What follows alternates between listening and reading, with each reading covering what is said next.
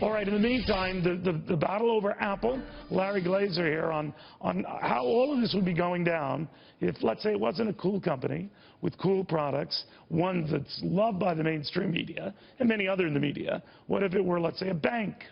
Larry says we might have a very different kind of view on things. I think you're right about that. Explain.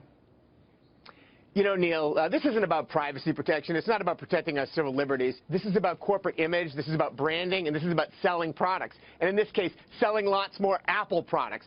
And they are a cool, hip company. And as a result, Apple operates by a different set of rules. There's a dual standard for technology companies in this country. Can you imagine a major bank CEO taking this stance? No matter what they do, they would be vilified. Look, a bank CEO buys a sandwich at the deli, and they're considered to be harming the environment. Apple makes its iPhones in China, and somehow that's okay. I mean, it just shows you the hypocrisy that runs deep in this. And I think we have to change those rules. Apple employs roughly 100,000 people, Walmart over 2 million people in this country, and you would think Walmart was selling asbestos to babies the way they're portrayed today. But, you know, I was even trying to think of how it would look with a financial institution. Let's say it was not sharing customer financial data with the government. It wouldn't give them the details on that, and it would argue, much as Tim Cook has for his customers and his loyal fans use his products, that, look, I mean, the government could come by and ask for information on you, and I wouldn't give it. I would suspect the media would present that a little differently.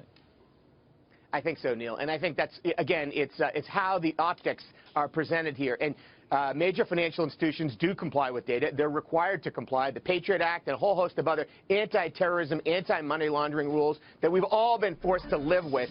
And yet, again, the financial institution is always held accountable. They're vilified. And if there's a problem, they're the ones that are blamed here. In this case, Apple has that second set of rules. Look, and again, it's not just related to privacy. Privacy is a major issue. Even cash overseas. Apple is one of the biggest culprits of cash overseas, basically tax avoidance. When a major U.S. company does it, they're considered unpatriotic. When Apple does it, it's considered a cost of doing business. And I think that's just the perspective today. It's certainly not just Apple. Amazon also has a different set of rules, a number of companies. But in this case, it's a very high-profile situation. And I think people need to take a hard look and say, what are the consequences here? What are the motives behind this? And they may not be what they seem. You know, it's just like you and I have discussed before.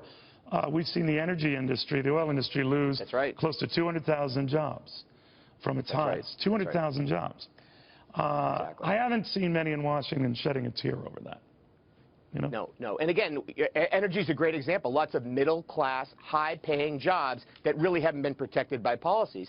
You know, just recently there was a story about Carrier Air Conditioning shutting down Indianapolis plant. Again, thousands of middle-class jobs, not a peep. And I think there is a different set of rules in terms of what's really in the best interest of the American people, what's in the best interest of these companies. And when you look at not just manufacturing overseas, where traditional corporate American industrial companies are all vilified, but that is the double standard. Larry, thank you, my friend. Always good having you. My pleasure.